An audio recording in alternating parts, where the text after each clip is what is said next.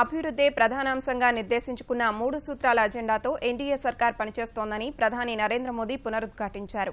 శాసనసభ ఎన్నికల ముంగిట నిలిచిన అసోంలోని రంగపారలో భారీ బహిరంగ సభ నిర్వహించిన ఆయన ప్రగతి మంత్రంతో ఓటర్లను ఆకట్టుకునే ప్రయత్నం చేశారు.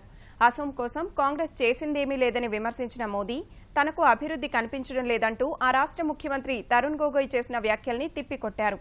కేంద్రం నుంచి పంపిన నిధుల్ని సక్రమంగా ఖర్చు చేయడంలో అసోం ప్రభుత్వం విఫలమైందని ప్రధాని తూర్పారబట్టారు. 15 साल से वो सरकार में रहे, दिल्ली में भी 60 साल उनकी सरकार रही है। 10 साल तो आसाम से चुन करके उन्होंने प्रधानमंत्री भेजे थे। जरा हिसाब तो दो, आसाम के लिए आपने क्या किया।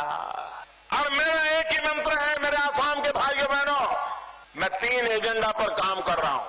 मेरा सबसे पहला एजेंडा है विकास, मेरा दूसरा एजेंडा है तेज गति से विकास, और मेरा तीसरा एजेंडा है चारों तरफ विकास।